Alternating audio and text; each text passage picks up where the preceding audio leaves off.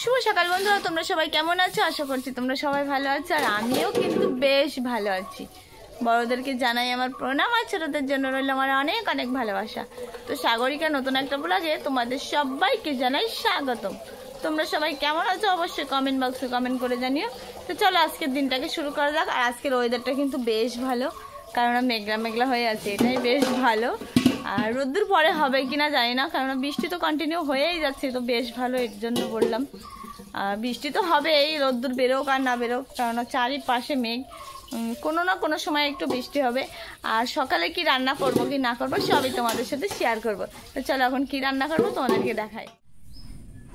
তো দেখো আমি এই যে মসুরির ডাল ধুয়ে নিয়ে এসেছি কলের থেকে। আর ডাল কিন্তু বেশি না, অল্প কাটা, কারণ এটা শুধু সকালে রান্না হচ্ছে, তো অল্প কাটাই ছিল, একবার আমাদের হয়ে যাবে। আর এখানে আছে দেখো চালটাও ধুয়ে নিয়ে এসেছি কলপার থেকে, চালটা আর ডালটা একসাথে হাঁড়িতে দিয়ে দেবো। এদিকে সব জল দেওয়া হয়ে গেছে, হাঁড়িতে আমার জলও দেওয়া হয়ে গেছে। দেখো কাঠে রান্না করি, তো আমাদের আগের দিনকে নারকেল গাছ এসেছিল ঝুড়তে, মানে পরিষ্কার করতে, তো করে দিয়ে গেছিল। আর অনেক ছিল, এইগুলো অনেকটা পড়িয়েছি, আর এইগুলো আছে।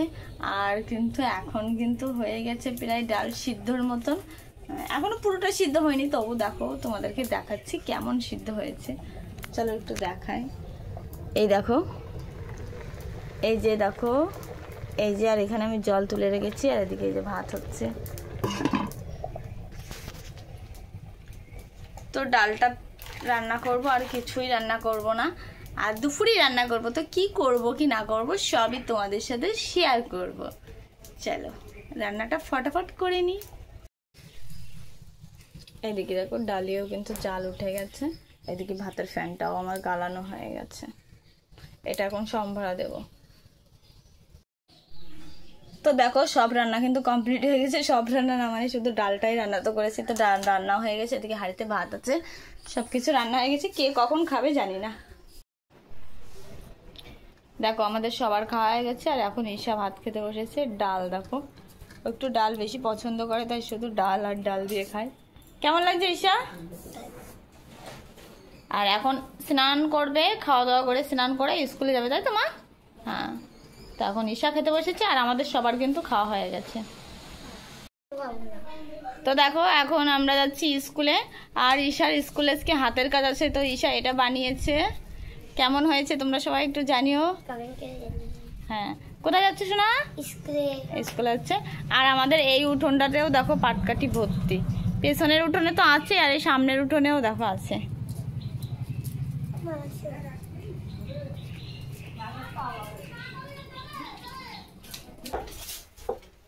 তো দেখো এখন আবার দুপুরি রান্না করতে আমি চলে এসেছি, আর ঈশাকে স্কুলে দিতে গেছিলাম, স্কুল থেকে অনেকক্ষণ আগেই চলে এসেছি।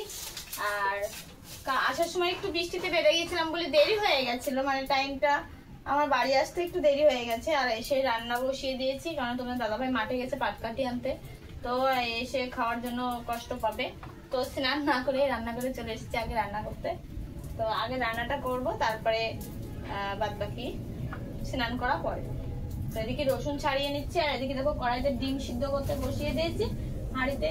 ইয়ে ভগবান, দেখো তোমাদের সাথে গল্প করতে করতে এখন মনে পড়লো যে আমি চাল দেইনি হাঁড়িতে। আজকে তো চালই ধুইনি দুপুরবেলা, আগে চাল নিয়ে নিই বন্ধুরা। চালের কথা আমার মনেই নেই, সব সবজি ধুয়ে নিয়ে এসেছি। এদিকে দেখো এই যে আলুতে ডিমটা ঝোল হবে, আর হবে এই যে কলার খোসা, এটা বাটা করব সব মশলা দিয়ে, মানে রসুন কালো জিরে দিয়ে। আর চাল নিতে মনেই নেই, তো চলো আগে চাল ধুয়ে হাঁড়িতে দিয়ে দিস। তোমাদের সাথে না আসলে তো আমার চালের কথা মনেই থাকতো না। চালটা আগে ধুয়ে দিই, সবই ভুলে যাই। দেখো অবস্থা, ডিম সিদ্ধ হয়ে গেছে, অথচ আমি চাল দেইনি হাঁড়িতে।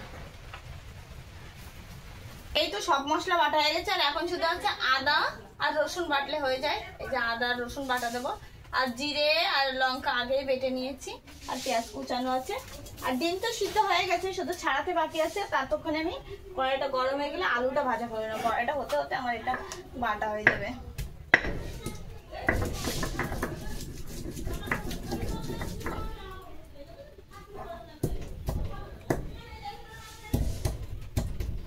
আর জিরেটা বাটতে একটু টাইম লাগে, বাকিগুলো তাড়াতাড়ি হয়ে যায়।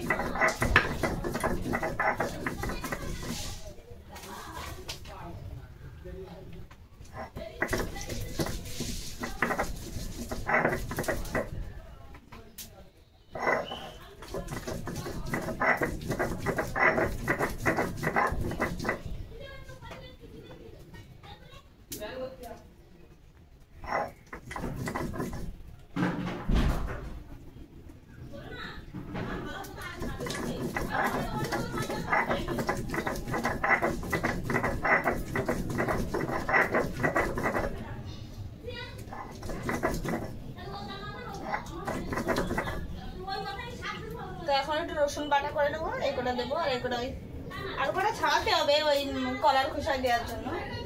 এইগুলো দিয়ে দেবো।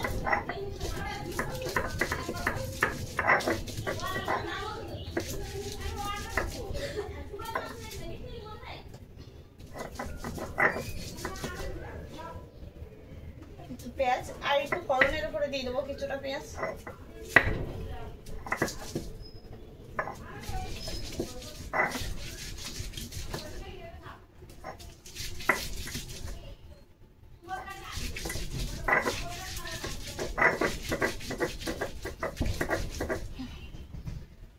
তো বাটা কমপ্লিট হয়ে গেছে, এখন আলুটাকে ভাজা করে নি ভালো করে। তো দেখো জালটা আমার বন্ধ হয়ে গেল।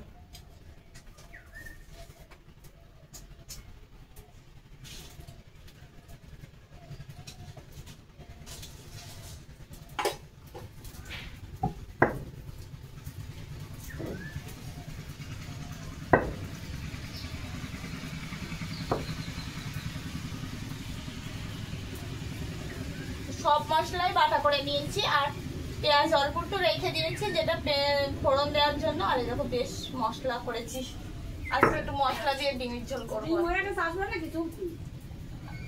চলবো তা আসো, হয়ে গেছে। হ্যাঁ তো মা আসছে ডিম ছোলার জন্য, আসো তো মাকে দিয়ে দিই এটা ছোলার জন্য।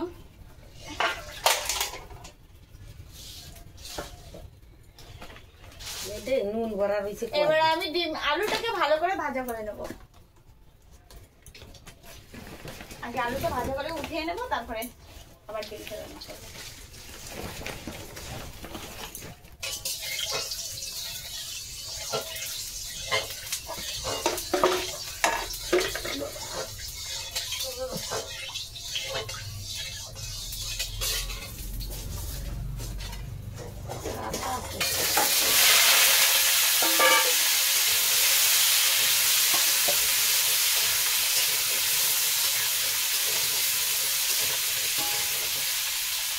তো এর ভিতরে একটু লবণ আর হলুদ দিয়ে ভালো করে ঢেকে রাখবো, ভাজাটা ভালো হবে। একটু হলুদ দিয়ে দেবো আর একটু লবণ দিয়ে দেবো, পরিমাণ মতো দেবো। আমি কিন্তু বেশি দিই না, ভাজার সময় একটু কমই রাখি সব সময়ের জন্য। দিয়ে ভালো করে মিশিয়ে এটা ঢেকে দেবো।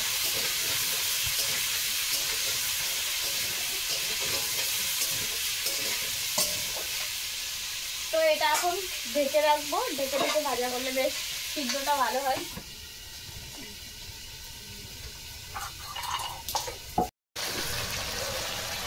তো এখন দেখো আমার কিন্তু মশলা কষিয়ে আলু কষিয়ানো হয়ে গেছে ডিমের ঝোলের। কি দারুণ হয়েছে না এটা। এখনই জল দিয়ে দেবো, দেখো তেল ছেড়ে দিয়েছে, চারিপাশ দিয়ে যে তেল ছেড়ে দিয়েছে। তো জল দিয়ে দিই। আর এদিকে আমি ডিমটাও ভাজা করে নিয়েছিলাম, 4টে ডিম রান্না করবো কেটে কেটে দিয়ে। আর এদিকে দেখো ভাতের ফ্যানটাও গালানোর মতন হয়ে গেছে, কারণ ভাতটা উঠে গেছে। আর এদিকে জল দিয়ে দেবো, কত সুন্দর লাগছে আমার তো বাবা, এখনই জিভে জল চলে আসছে দেখে। তো চলো এখন জল দিয়ে দিই।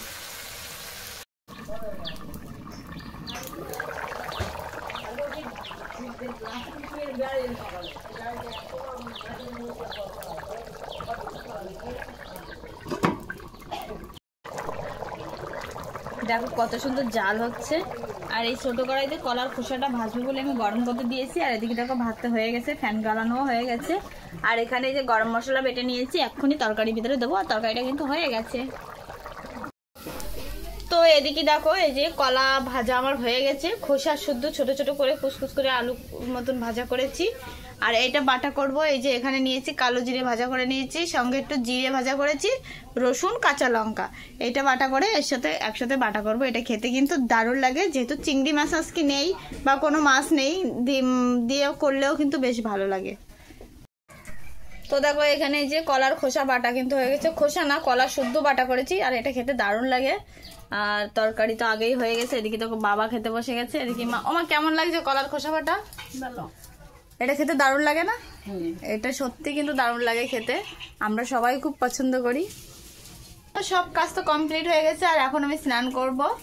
স্নান না করে রান্না করতে এসে গেছিলাম, যেহেতু বড়মশাই মাঠে গেছিল, তো এসে ভাত খাবে তার জন্য। আর ওই দেখো স্ট্যান্ডার্ড নিয়ে এসেছিলাম ভিডিও বানানোর জন্য। আর সবাই খেতে বসে গেছে। তো চলো আজকের ব্লগটা এই পর্যন্ত। তোমাদের কেমন লেগেছে অবশ্যই কমেন্ট বক্সে কমেন্ট করে জানিও। আর যারা যারা এখনো চ্যানেলটাকে সাবস্ক্রাইব করোনি প্লিজ চ্যানেলটাকে সাবস্ক্রাইব করো। আর যদি আমাদের ভিডিওগুলো ভালো লাগে লাইক কমেন্ট শেয়ার অবশ্যই করো। Bye bye.